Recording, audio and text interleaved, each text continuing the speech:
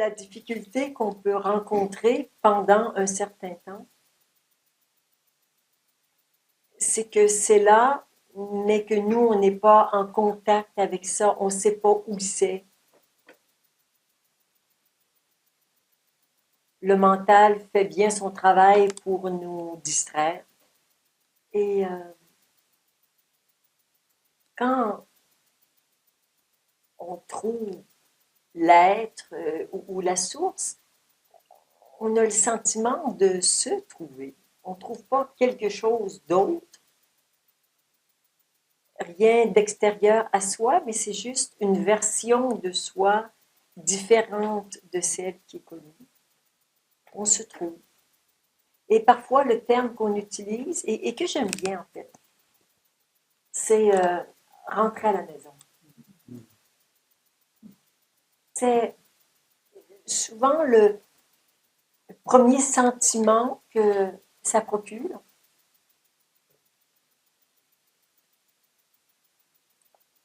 Et puis, quand on regarde bien,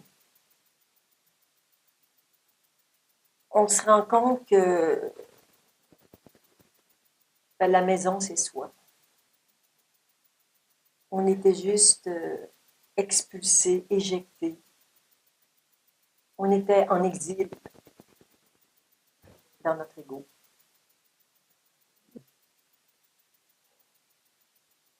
Et comme quelqu'un qui aurait passé des centaines et des milliers de vies en exil, quand tu rentres enfin à la maison,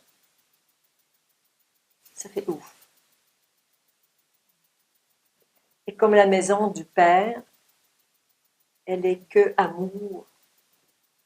Il n'y a pas de « oui, mais depuis le temps que je te le dis de revenir, tu n'en faisais qu'à ta tête. » Hein? Le Père divin, il n'est pas comme ça. Il fait un festin. Comme ce que nous avons mangé ce midi.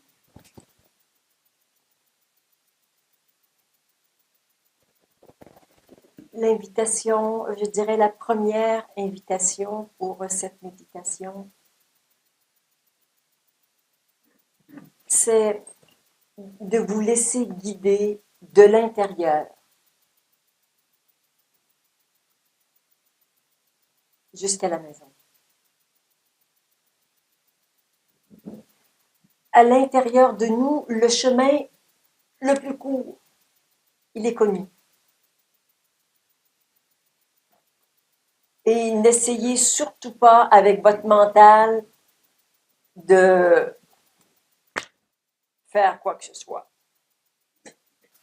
Il y a un GPS divin qui écoute ce que je dis et qui est en train de se programmer. La source, la maison, je suis. Selon la version que vous avez, le nom peut changer.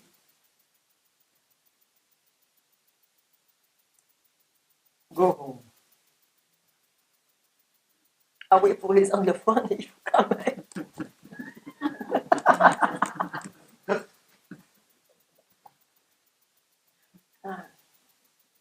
Et ce qu'il y a de plus merveilleux, quand je suis entrée à la maison il y a 18 ans, j'ai cru pendant un certain temps que rentrer à la maison, c'était rentrer à la maison. Et une fois que, en fait, quand tu es à la maison, ben, tu es à la maison. Tu le sais, tu es bien. Et d'ailleurs, tu n'as pas envie d'en sortir. Et dans la mesure du possible, tu n'en sors pas. Mais parfois, on en sort et on revient. Mais j'ai l'impression que cette magnifique, grandiose, rassurante et aimante maison que j'ai découverte il y a 18 ans, en fait, c'était le portique de la maison. Ça avait l'air très grand, je dirais infini, c'est grand, infini, mais prendre conscience de ce que c'est que cet infini, il faut un certain temps. Et cette maison ne cesse de s'agrandir, de s'embellir, avec une constante. Il y a toujours rien dans la maison.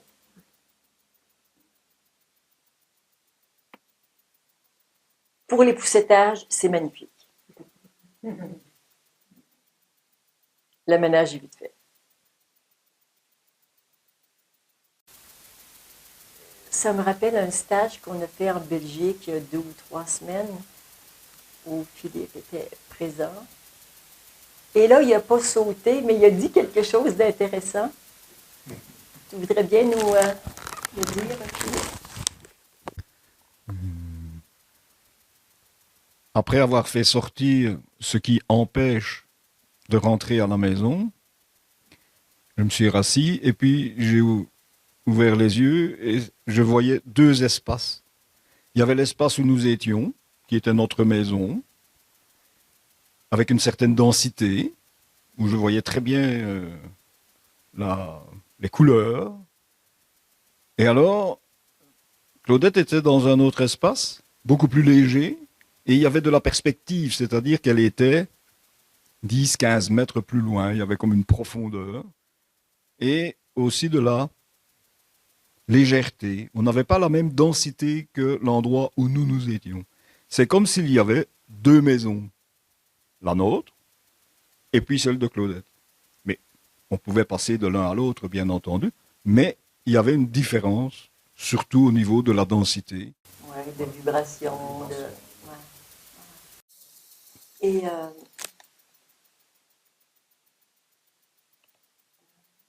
quand on est ensemble, vous êtes dans ma maison. Et je suis bien sûr aussi dans la vôtre.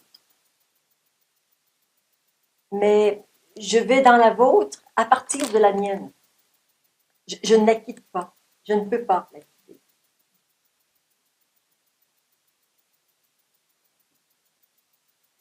Ça a pour effet de vous délester de ce qui ne vous appartient plus, de ce qui est prêt à partir, de vous faire monter en vibration, donc de vous rapprocher de vous. Et quand on est près de soi, on est dans sa maison, on est dans la présence, on n'est rien. Et c'est tellement reposant d'être rien et de ne pas avoir de compte à rendre, rien à prouver, juste être soi, vivre les expériences, les assumer, les vivre, et puis on passe à autre chose. Il y a quelque chose d'une simplicité enfantine. Les enfants savent ça.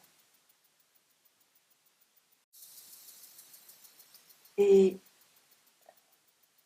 j'ai vécu beaucoup, beaucoup d'expériences différentes au cours de ces 18 ans, mais une particulièrement marquante l'été dernier, lors d'un stage à Vaisseau,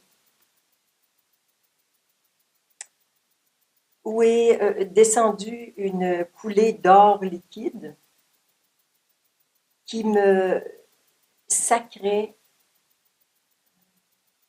déesse de la lumière créatrice.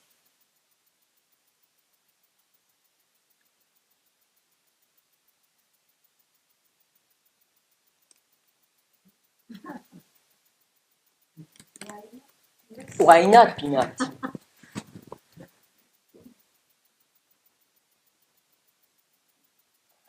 Dans les jours qui ont suivi, ça m'a dit à l'intérieur, on enlève tout ce qui est humain, il ne reste plus que le divin. J'ai aussi vu que toute cette période vécue dans l'ego, qui a basculé au moment de l'éveil pour un vécu dans l'être, que je vivais un basculement aussi important que le premier, Oh là là. Aïe, aïe, aïe, aïe.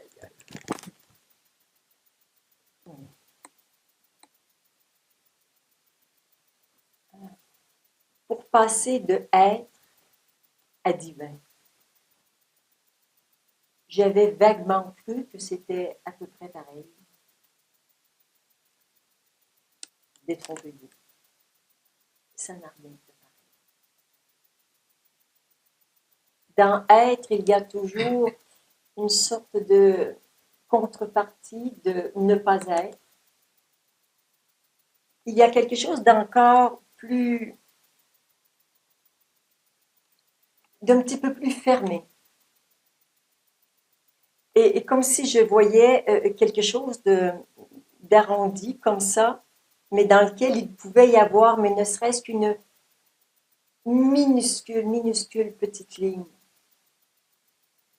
Bon, dans l'ego, la ligne est plus épaisse. Ensuite, elle est beaucoup plus mince. Mais dans je suis Dieu, je suis source créatrice. C'est et je le vois vraiment comme ça, alors que les autres étages se présentent de cette façon-là. Je suis Dieu, je suis.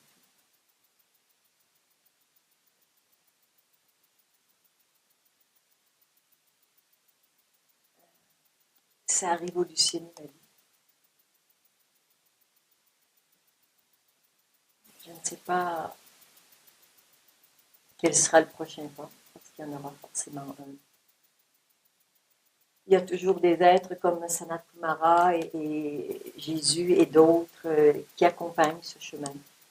Ils sont des guides, des maîtres essentiels pour continuer de grandir, pour que mon destin s'accomplisse et que le destin de la planète s'accomplisse avec des personnes. Il y en a beaucoup qui font ce travail, accompagnés des maîtres qui offrent leur grâce.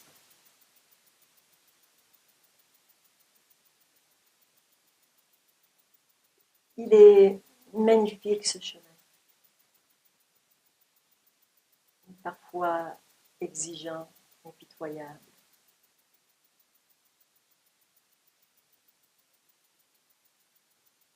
J'aime vous témoigner de ça pour vous dire que j'ai juste une longueur d'avance par rapport à vous. Vous n'y échappez pas. Si vous êtes ici plutôt qu'ailleurs, c'est que nous entrons en résonance. C'est un peu comme ce que je vous disais ce matin par rapport au cristal et un aide. Il faut que ça fit ensemble. Ben, il semble que vous et moi, on fit ensemble. Et j'aime savoir que vous êtes en train de devenir ce que je suis devenue dans cette incarnation et que surtout, nous faisons un bloc, une unité pour œuvrer pour l'humanité. C'est l'intention principale de cette vie. Je n'ai plus aucun désir personnel, j'ai simplement envie que s'accomplisse la destinée de cette chose qu'on appelle Claudette. Et sa destinée, c'est d'œuvrer pour l'éveil des consciences de l'humanité. Et seul, ça ne va pas le faire. On a besoin d'être nombreux. Et je compte sur vous.